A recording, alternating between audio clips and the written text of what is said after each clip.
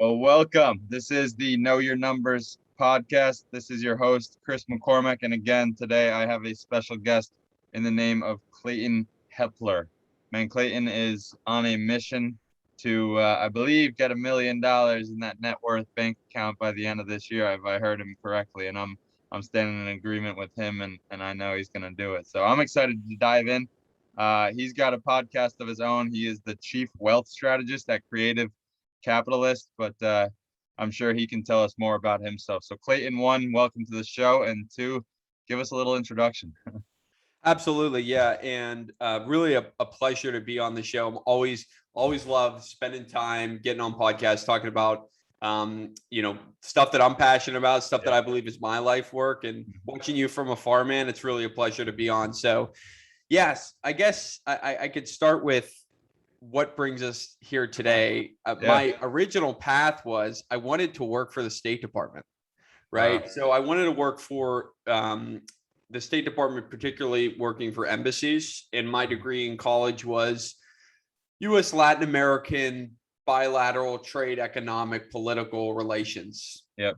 That was a mouthful, but ended up working at the U.S. Embassy in Buenos Aires, Argentina. And I hated it.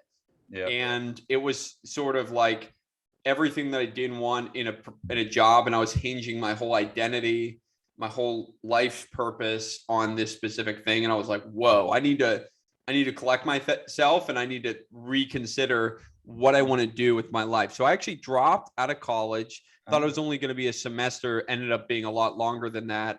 And I helped my family's business. I scaled it from being in 2 states to being in 42 states. And this is luxury chocolate. So I did the cold calling, I did the marketing, Google, I mean, like everything. And I was just a learning machine. And I realized that I had a knack for that. And I had a kind of, my path would turn into a very unconventional path. Yeah. During that time period, when I was building the family business, I actually met a mentor because I cold called one of his shops. And this guy was incredibly wealthy. I mean, sent to millionaire, over 120 million. And he had his own family office. And I just talked to this guy, sent him chocolate, and I built a relationship with him. And eventually he started to mentor me and say, hey, you should read these books. You should, and talked about real estate, talked about accountants. Yep. Hey. Talked about attorneys, talked about advisors, specific private placement advisors that would give wealthy families opportunities to have access to investments that our retail investors you wouldn't. Yep. And so I learned how to think unconventionally, and there's this entire other world that I was fortunate enough to be, to access at such a young age. Yep. And that started my obsession with real estate. That started my obsession with financial freedom and abundance and creating wealth. So that's kind of brought me up to today and working for a real estate company. That's incredible, man. And I got to say, you answered about 5 of my questions that I already had listed out. So it's awesome. It's so good, man. One of which was, did you graduate college? And you answered that right off the bat, man. And I got to honor you because that's no easy task. And I mean, we could go into great detail about the value of a college education. I know that's something familiar with people in our industry, but I also was curious about how you found the finance and whether money and wealth building has always been a passion of yours. It sounds like it's really taken off recently, and for obvious reasons. I mean, I listened to one of your episodes, and if you don't, for the listeners out there, if you haven't followed Clay here, go and check out his podcast, The Creative Capitalist. I will be on an episode, shameless plug, but he's got some great content over there. And the most recent one that I listened to, you were outlining your journey to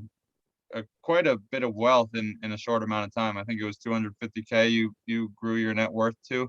And I'd love to hear a little bit more about that. I got a basic understanding, but for those that don't know, especially the real estate and the house hacking, if you could hone in on any of that stuff. Totally. So I'd like to kind of answer your initial question. How was I originally attracted to this? Right. I would say it was from I was fearful.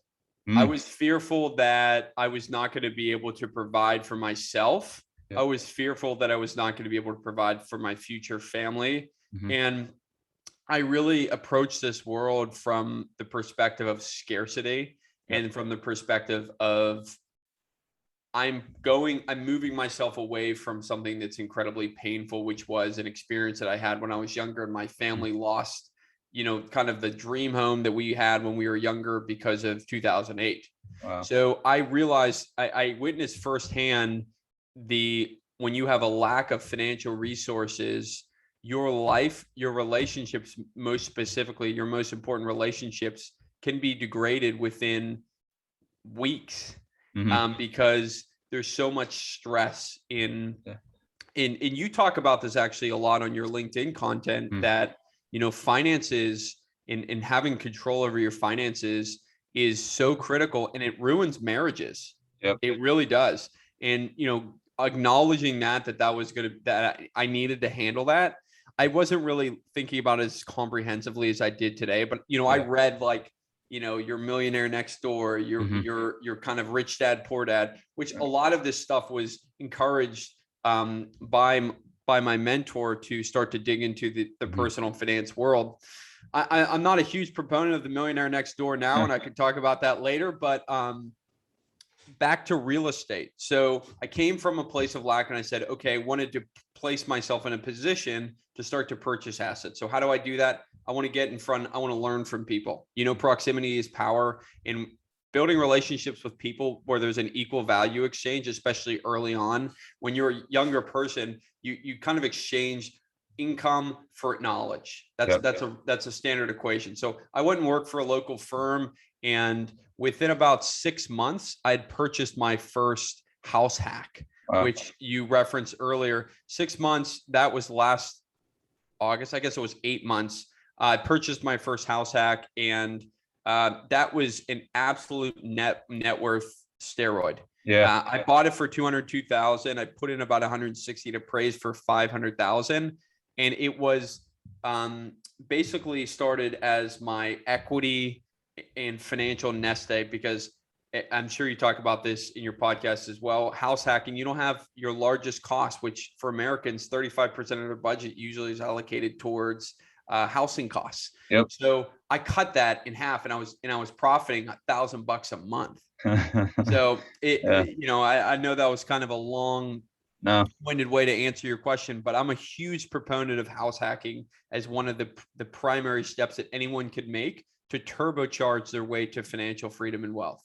Yeah, man, that's so good, and that's my biggest. That's my next step. Really, is I say that house hacking is going to be the next living arrangement for me. I mean, I do believe I come from a little bit of a scarcity mindset, a little bit in that regard, because I'm over here in Boston, man. It's tough to get a multifamily for anything cheaper than honestly 900,000. If you're in the 600 or 700s, then that's relatively cheap. And as a self-employed individual, it can be a struggle, but I know where there's a will, there's a way. So I'm putting myself to that. I'd like Amen. to hear. Amen. Yep. That's a good point. And there are a variety of different ways to house hack. One of Yeah. my friends actually lives in Boston, and he lives in a 4-bedroom, 3-bath place, and he Mhm. rents by the room. Now, that's not everyone's taste, but Right. that's a really easy way to get into house hacking. And if you're, single, or Yeah. your significant other is supportive of that, it's a really good way to do that. Yeah, man, that's awesome, and I will take that into consideration, because it can be pricey around here, and there's no sign of of this crazy market taking any dip anytime soon, which is great for the investors out there. I encourage it, but it is for people getting their foot in the door. It's tough. You mentioned something there, Clay, and I know it's near and dear to your heart, is the importance of relationships. And I know you have a fiance, and we talk about the importance of money in a relationship. I'm curious as to what you would say for somebody who might not know if their significant other is the one that that would be able to support somebody that wants to live that life of abundance where risks are necessary, but it's worthy, and some people aren't cut out for that. Yeah, so I was very deliberate in our relationship from the jump with Mhm. getting aligned with where we want to be in our Yep. lives. And that started as early as before we were even in, we were even engaged. We instituted a kind of beginning of a financial or a family constitution in our lives. We have a yearly retreat in which we go to a really beautiful, serene place that's peaceful, that we talk about how are we living out our values as a family? How are we moving towards our goals as a family? And are we showing up in the world as people that are that are abundant, that are improving the lives of the people around us? Or are we takers and consumers? And are we living in scarcity? And we have rows of questions every year that we ask each other during this time period, which is usually in the summer. And then we also have a yearly check-in sexually, like how's our sex life? What's going on? That's super important, guys. That's really important to be clear on. In terms of the house hacking, it puts a lot of strain on your relationship financially and also psychologically. When we make a decision, oftentimes, especially in a relationship, we have to understand the second and third order consequences of those decisions. And oftentimes there's this hyped up fact of real estate. Oh, go out and buy all this real estate, which is great. But you have to understand, okay, there are consequences to my decision shifting my living situation, and we have to be aware of that. Right. That's good, man. And that can be tough. And for somebody that kind of went through something similar, that hits, because you do, like, it's nice to see all the promise out there and go after it, but you do have to understand that there are consequences that come, both unintended, and you might think about them, but when they hit, they hit differently. So it's good to be having those conversations. I applaud you for that. I like this house hack because obviously it's something that comes to me, and I know you're down in, is it Pittsburgh, right, Clay? That's correct. Yep. Yeah. Pittsburgh. Yeah. So I'm curious as to, you said it appraised for almost twice as much as it was bought for. Did you do a lot of renovations, and were we got it. Yeah, we gutted this thing top to bottom. My first deal we did, we had knob and tube. It's a 5,000 square foot building, and we had to gut every single unit. And luckily, guys, the key, and this is going to hark back to relationships. The key to this business, especially in real estate investing, is relationships. And I have a tremendous contractor that put his, when I originally bought it, I had a contractor take 10 grand for me. Wow. This is from my renovation budget. I was in limited funds, and this guy came in and I think the world of him, because he put his reputation on a line to work with a guy that, was just in Kara, that was our first deal ever. And I can't thank him enough for what he did for, Kara and I, and he's my contractor. I'm buying a 6-unit here in a week. And he's going to have all of my units. Like, the guy has everything, and he's going to make, 150 grand off of me. Yep. And so I think really I'm very strategic about when someone helps me out, like I'm all there for them. So yeah, bro, that's awesome. Cause that hits me too. Cause when you're in these beginning stages, those people that are trusting you honestly more than you could ask for, right? They're trusting you with their business. They're trusting you with their finances, but there's something that they see in you. So that's like, and it's funny because one of my clients sent me a message the other day. It was like something about betting on the little guy and like sticking with them through it all. Like to see them, it was about like hearing multiple stories like that where they just rise up and to be with them through it all. It's fun, and it's fun to look forward and then eventually look back upon. Amen. And a lot of times that it's really nice to be early on the train of someone who's going to be incredibly successful. And when you're driven to succeed, you get the premier treatment. It's like being early into Shiba coin. I'm just kidding. I don't buy any of that, that stuff. Yeah. I will ask your question. I asked you a couple questions on the crypto world, because I know that's something that you talk about, and I actually just got off a conversation, and I'm new to the space. I don't have any crypto investments, but I do intend to in the future. I'm curious if you have any takes on it. I like to think of Bitcoin. I don't really know much about any of the others, but it does seem like a viable option, but it is obviously a risk. Yeah. So I want to just say this. I'm not a financial I'm Yeah. not a, accountant or attorney Right. or Even I am, and this isn't tax or right, legal right, right. advice. This is not advice, right? Yeah. Like, especially when it comes to crypto, it's getting super regulated and Yeah. government, lawmakers are really banging down on it. But I think of crypto like I think of my investing strategy. When I approach investments and I work with my clients to do the same, I think of investments in terms of a barbell analogy. Okay. Mhm. So your core investments, which are your safe investments, your savings, which I help clients set up, cash flow banking systems, which I'm sure we'll talk about later. Yep. That's the core, that's your opportunity fund, which should be the majority of your money should be in those type of core savings vehicles if you're taking high risks like a cryptocurrency. Yep. I view cryptocurrencies as purely speculative investments. Mhm. And anyone that says differently, like there are tremendous arguments for Bitcoin as the next digital gold. Yeah. Or Ethereum is this kind of like next wave of the internet because of the blockchain technology. But Yeah. like there are other challenging blockchains that are challenging Ethereum in its preeminence. So Ethereum could go by the wayside. Yep. But I view Bitcoin out of the lens of the principle of the Lindy effect, which is a talk by Nassim Taleb talks about it in his books, the Inserto series. And the Lindy effect basically says that if something has been, in existence for 10 years, there's an incredibly high probability that it will be in existence for at least that duration of time extrapolated into the future or longer. So when I think about Bitcoin, I think about its preeminence as kind of the cryptocurrency. And so I feel it's of all the investments, it's pretty safe. And that's how I look at my investments, like real estate. Like, listen, there are people that talk about how the dollar is going to totally lose its value, and it's no longer going to be like a store of value internationally. It's not going to be the reserve currency. Okay, great. If Bitcoin's the reserve currency, I buy real estate as a significant part of my portfolio.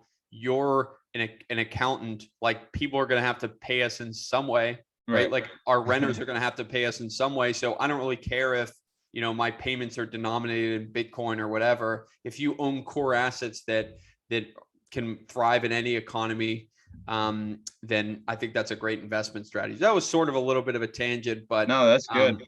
That's how I think about cryptocurrencies and all these like dog coins and alternative coins. I think a lot of them are a get rich quick scheme, which you can become a crypto millionaire and drive around your Lamborghini. But I like sure bets. When I think about an investment strategy, I like to think, if I were to do this in 1,000 alternative universes, would I still be successful? And that's what I talk about my clients with. Like, so if you're investing in something, you want to make sure that it follows those principles. And if it follows those principles, you're going to be in a pretty good position.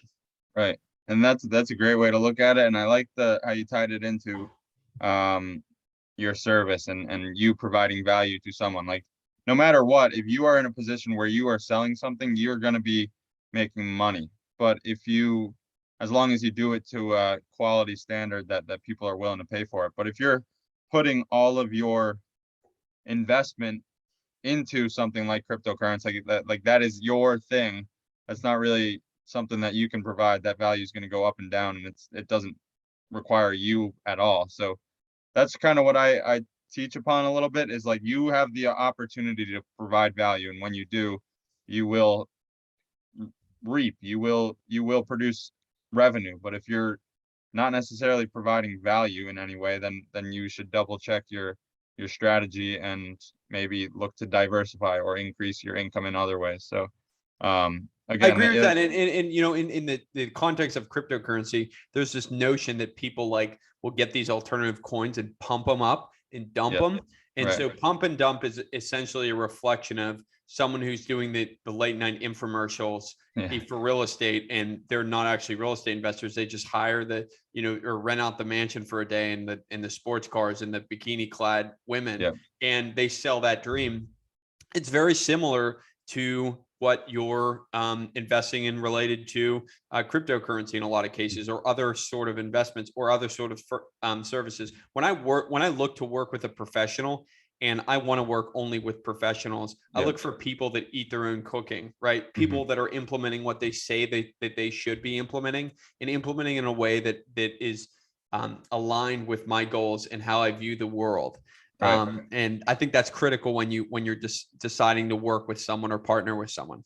Yeah, for sure. Values are a huge part of, I mean, regardless of who you are, value, whether you realize it or not, you value something and you're making decisions based off that. So, um, that's good, man. I want to circle back to the Millionaire Next Door because I am reading that right now. But as I do, there's some things that I'm drawn to. Obviously, some people that will be the book that saves their life, but there are some things that I question. So I'm interested to hear, Clayton, your take on it and what, whether you, or not you. I mean, what we could have a discussion on this, but let's start with what you think of the Millionaire Next Door.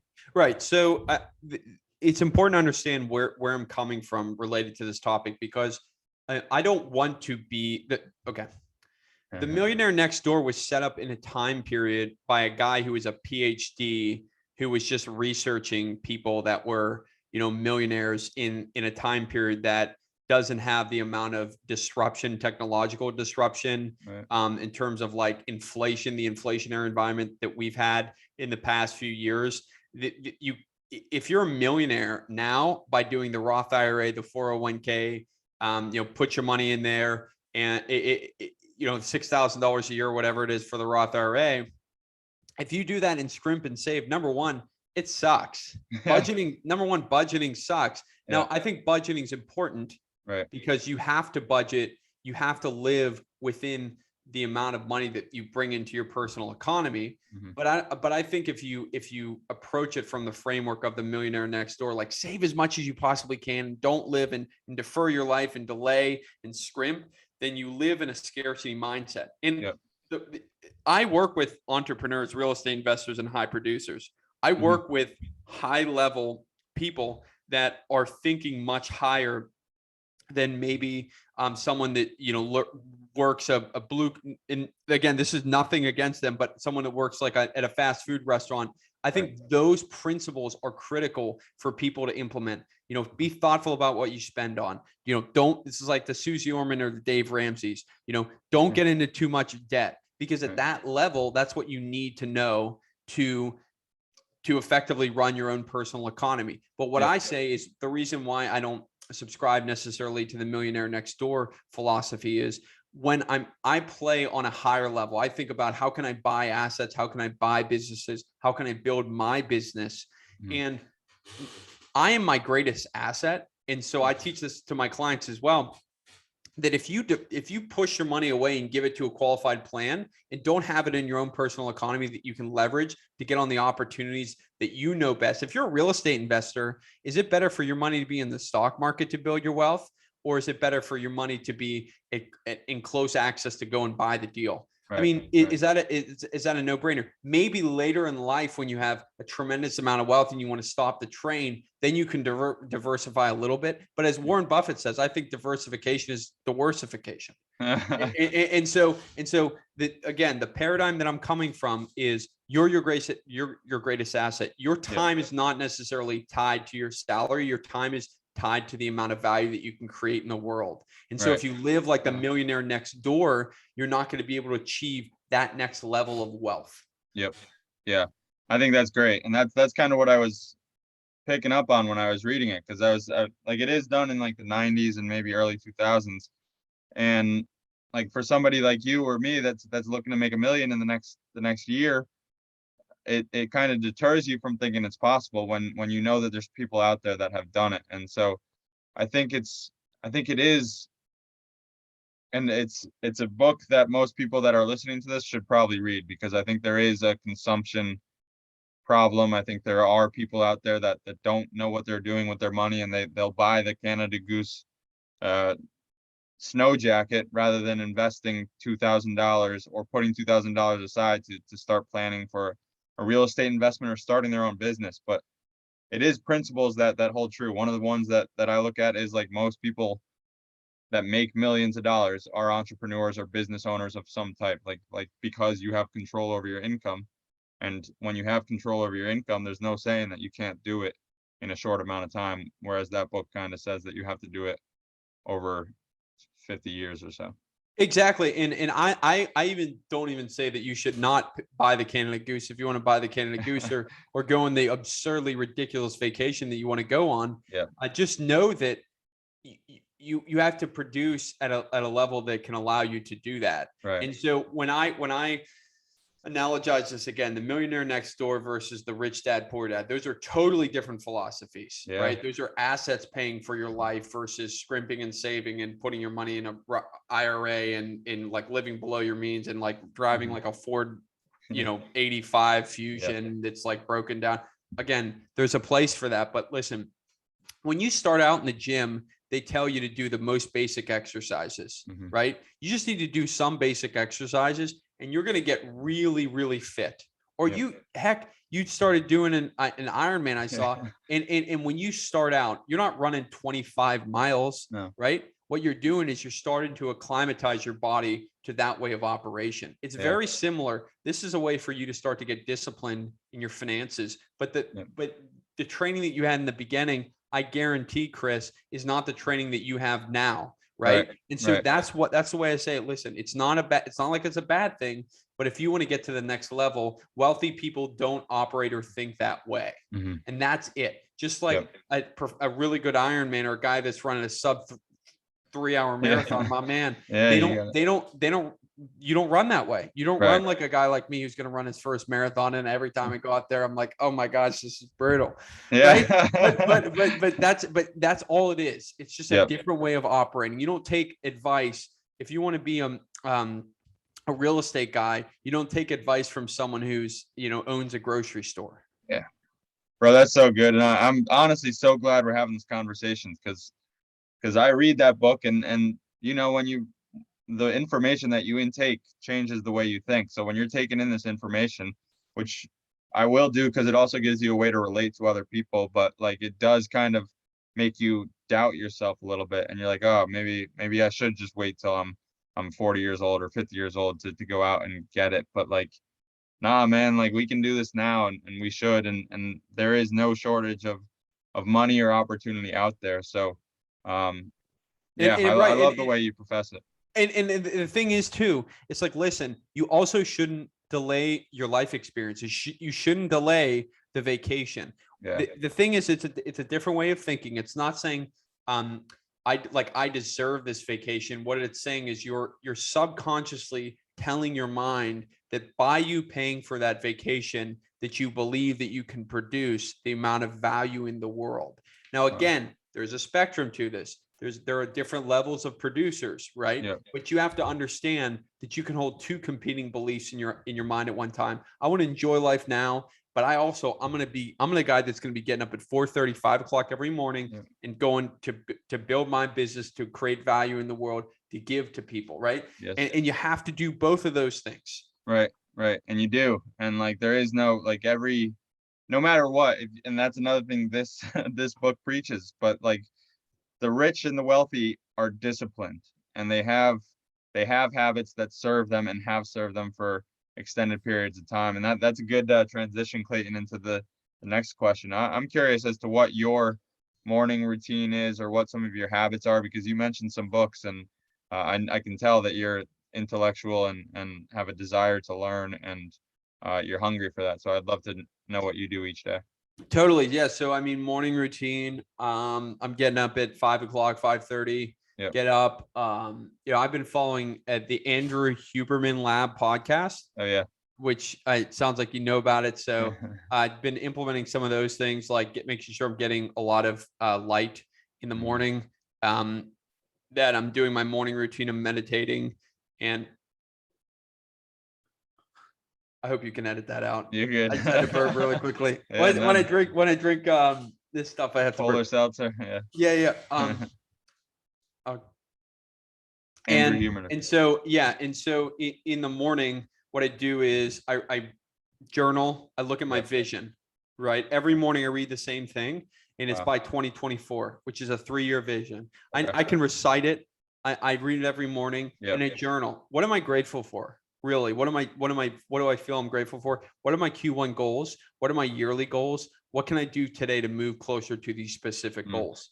One of my biggest goals today was to show up for this interview, right? Because that was the most important thing. I was thinking about it all day. How can I show up? How can I add value to Chris's audience? Wow. And so I meditated. I aligned my entire day to bring in my best tonight. Besides obviously the Kawhi incident. But after that, what I do is I usually spend about an hour and a half to 2 hours of deep work. When I say deep work, I'm talking about content creation. I'm talking about reaching out to people. I'm talking about doing really core tasks that I believe are going to move my business forward. Now, every week's that changing because it's a very new business. So I got to know what are my biggest rocks that I need to hit. Then next I'm doing marathon training. I hate running, but I'm doing marathon training. And so I'm usually hitting the gym after that for about an hour. I have a weekly, 16-week training program. So I'm hitting the weights. I'm still doing some hypertrophy and usually do that for about an hour. When I'm doing that, I'm listening to podcasts or something like that. So that's my morning routine. Usually that ends at about 8:39. Okay. Wow. That's awesome, man. So what marathon you running? Off subject, but. No, the Pittsburgh Marathon. The Pittsburgh Marathon. Yeah. All right. Good. Awesome. When is it? It's end of May. All right. Hey, maybe I'll take a trip down to Pittsburgh. I'll be running alongside you. Oh man, I hope not. You're kicking my ass. No, who knows? I'm running Boston in April. I'm actually just starting to pick up training again. So that's cool, man. But that's the thing, guys, is that a lot of these high achievers have those positive habits. If it's not running, it's exercise, it's taking care of your body, eating the right stuff, it's reading on a daily basis. It is affirmations, it's journaling and getting control of your thoughts. I don't look at my phone for the first hour. I don't think anybody should really. I agree with that. And also I try to implement certain things in my daily habits that push me. Like I keep saying I hate running. Every year I have a specific challenge that I give myself to push myself beyond my comfort zone. Right. And so usually it's a physical or mental challenge. And as you know, running and a marathon it's really both of those sort of challenge. So, in the first half of the year, that's what I'm really focusing on and aligning myself to. That's good, man. Yeah. And that's something I think is important. And I'm starting to see the importance. Mine this year is financial. But there will be they don't go away. Like I have goals, physical, like running Boston Marathon is a physical goal that will push myself. But the bigger picture is getting a net worth into, I'll say it, into the 7 figures. You and I both are going for that 7-figure mark. You're starting in a better position, but I'm happy to be running that race with you. Let's go, dude. Catch up. Let's go. Yeah, that's what I'm talking about. I'd love to. That's awesome, man. I don't have too terribly much left written down. Is there anything else that you were hoping to discuss that we could keep this conversation going? Totally. Absolutely. So, I think I talked about my core business is helping entrepreneurs, real estate investors, and high producers create, protect, and multiply their wealth. Yep. That's what I do. And how I do that is I help them set up specifically designed life insurance systems, policies that I learned about through my mentor. Yeah. That's when I originally heard about it. And that's what a lot of wealthy people do. And so I help them set those systems up that allow them to basically warehouse their money in a tax-free manner, and then leverage that out at the same time when they're earning, 4 to 6% on their money, leverage it out to go and buy more real estate, produce more value in the world. And I'm really excited about bringing that to people. And I believe that, helping people get to financial freedom faster is actually my life's work. And so I'm excited to share that with anyone. Dude, that's so good. And I am so glad you brought that up, because I just set up an account myself, and I think life insurance is a no-brainer. Again, no financial advice by any means, but when people talk about the Roth IRA, it is outdated. It's like it's income limits. You can't touch it till you're 59 and a half, whatever it is. But life insurance is this new wave. And dude, it's like very well protected. I don't know what policies you're looking at, but the ones that I'm being introduced to and will put my clients onto are recession proof, quite frankly. Is like they when they're capped at a total income level of like 15% growth year over year, but they don't lose. Like if the market goes down over the year, they don't lose. And again, I can't stress this enough that this is not financial advice. And I do have advisors that I'd love to put you in contact with if you're questioning this, but it's and then you can use it to invest in other assets. Like you can use your life insurance policy, the money that you have, as leverage for your real estate deal, for cryptocurrency, if you're willing to take that risk in the stock market. Like these are self-directed funds that you can use to grow your wealth, and it's accessible. Absolutely. I don't set my clients with the universal life index, universal life policies. I do whole life policies, and we could talk about that later. Why I do in a specific way like that. But if you'd like to go into that now, I could talk about that. I'd love to hear it. Because this will be wisdom for me. Yeah. So when you set your clients up, or you set your personal economy with universal life, basically what you do is you put your money, and this could be index universal life, or this could be regular universal life. You do have a floor and you have a cap. But what happens is, if you have a floor on your policy, number one, there are no guarantees, right? There's no guarantees like whole life. You're guaranteed to get a specific interest rate every single year. Number two, if your policy, you get older, what happens is these policies look really good at the beginning of when you have them, because obviously someone's gonna, when they're selling you this product, they actually get more commission on these types of products than the ones that I help my clients with. And number two, if the stock market does not perform well, plus you get older, you have a term insurance on your life insurance policy. So as you get older, you have to progressively have higher premiums. It's not like a set premium like whole life is over your entire life. Instead, you have a term life insurance with this savings component that can invest in real estate. The people that really are proponents of banking on yourself actually don't use these policies, because they can lapse in your later years, and you have increasing premiums if the stock market does not perform as anticipated. It has down years. And what will happen is you will have to cover your losses on these specific policies. Wow. I'm so glad you shared that.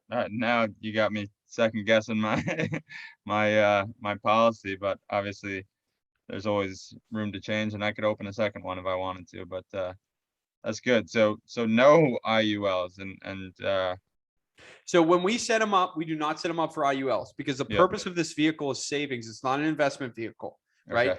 IULs and ULs it's a mixture of basically an investing component and a savings component. And listen, these are for savings. This is safety. And there are not as many guarantees in this specific thing. For example, if administrative fees on these accounts, real estate goes up or office supplies goes up, they can increase the fees that you have to pay per year to maintain the index universal life. Again, I'm not saying that they don't have a place in someone's financial plan, but what I'm saying is, if you're specifically doing this to bank on, becoming your own banking, cash flow banking, capital leverage strategy, they're not the right strategy to implement to do that, actually. Wow. Okay. All right. Might be calling up my advisor shortly after this call, because I literally signed off on it today. So who knows what I can do. So if you have a life insurance policy, there is a period that you can that you can basically, obviously you got to look at the fine print, but you can take your policy back. Okay. So All right. Awesome. And if you're it sounds like you might be taking on some new clients. Can listeners reach out to you for? Totally. I would love to help. I would like to help any one of your clients Yeah. with this. You can reach me at creative-capitalist. You can check me out on my social media, but I Yep. am I'm sure we can put those links all in the comments. Yep. But yeah, I am taking clients and really open to just having conversations about this. You know, it's not always the right time for people to do it, but what's important to know is it's a good first step in the right direction to figure out how to basically create, protect, and multiply more of your daily cash flow. That's awesome, man. Well, I think that's a great exclamation point on a terrific episode, Clayton. I appreciate you coming out here and recording this. I do have a final question that I like to ask all of my listeners, and that is, what is one truth about money that most people regard as myth?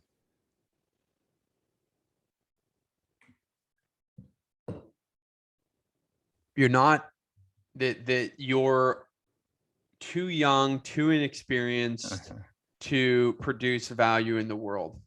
Guys, you're your greatest asset, not a stock, bond, piece of real estate, life insurance. You're not, those are not your greatest assets.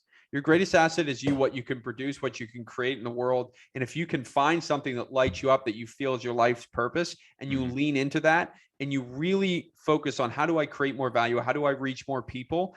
Then the amount of financial prosperity that you can have in your life is infinite. Yep.